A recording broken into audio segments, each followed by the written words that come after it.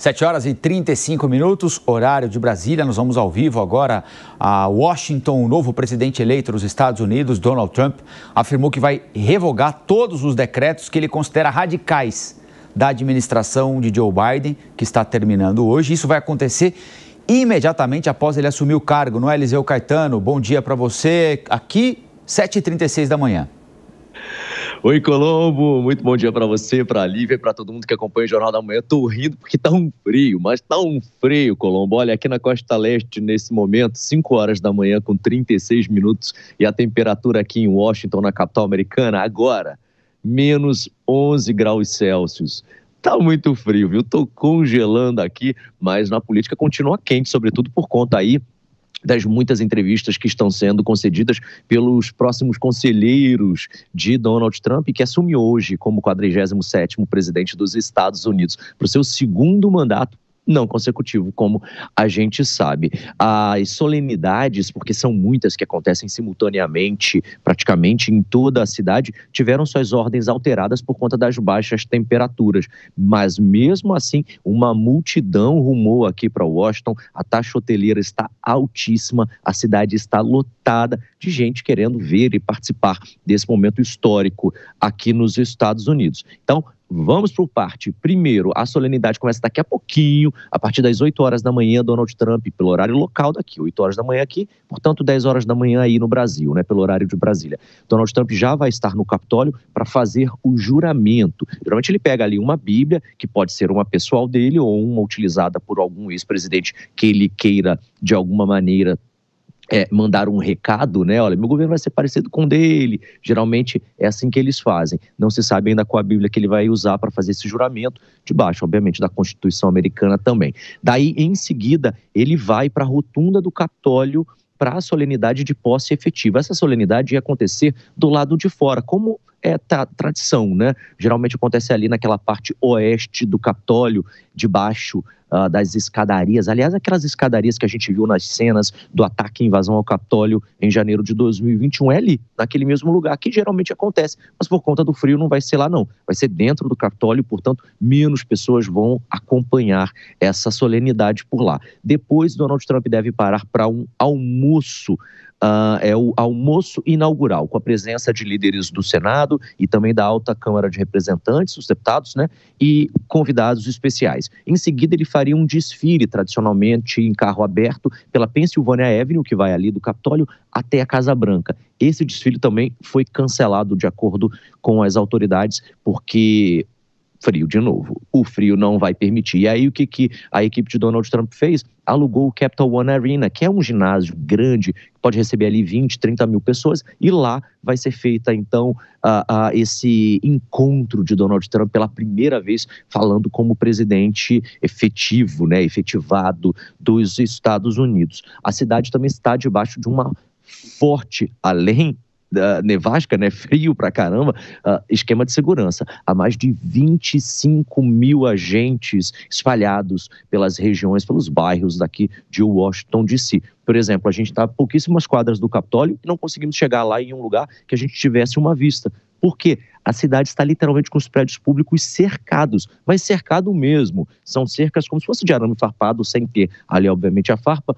que impede qualquer pessoa de entrar. Motivo? Segurança, né? O atual presidente eleito dos Estados Unidos, ele foi vítima de 2 atentados recentemente, e aí, obviamente, a polícia aumentou ali esse cerco para impedir novos incidentes como esse. E o primeiro dia de Donald Trump como presidente dos Estados Unidos, segundo seus próprios analistas, os seus próprios conselheiros, nessas entrevistas que eu falei há pouco, que têm sido dadas aí às redes de TV aqui dos Estados Unidos, e olha que eles têm falado, estão muito simpáticos, atendendo todo mundo, falando com todo mundo.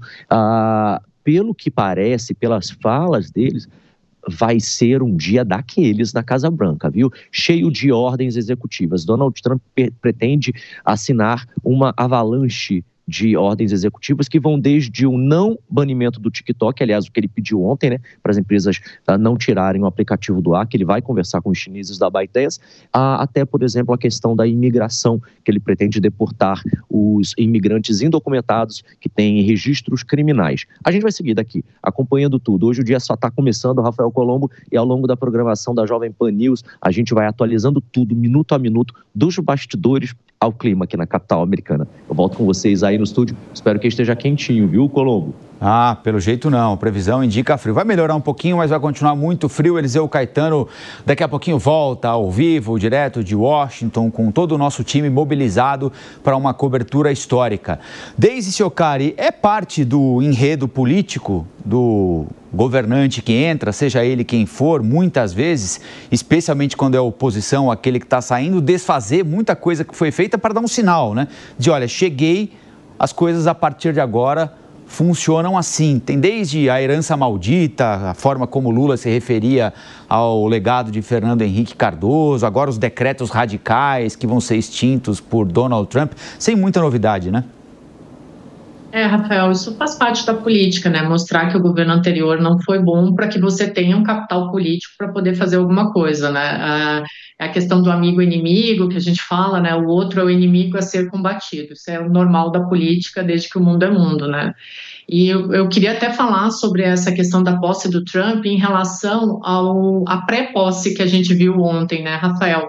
Como esses eventos do Trump, eles são carregados de simbolismo político e estratégico, porque ele faz esse evento pré-posse evidenciando uma continuidade estratégica dele que é muito peculiar, que é uma comunicação populista, onde ele busca consolidar o capital político dele num cenário que está profundamente polarizado. Se a gente for observar essa mensagem implícita de ontem, ela não foi apenas a celebração de uma vitória, mas ela foi a reafirmação de que o Trump continua sendo líder de um movimento e não apenas de um governo.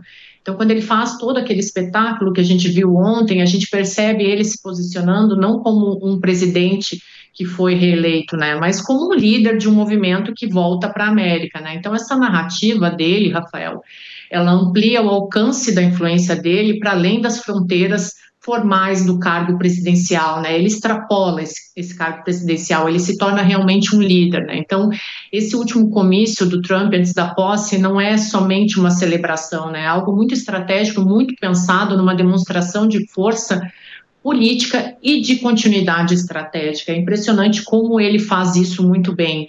E ele reforça, obviamente, essa identidade populista dele, quando ele aprofunda essa polarização, como você muito bem mencionou aqui no início da nossa conversa, né, falando que o governo anterior errou muito, ele aprofunda essa polarização como um método de governabilidade e para consolidar o seu poder simbólico. E a gente deve ver mais disso hoje durante a posse dele.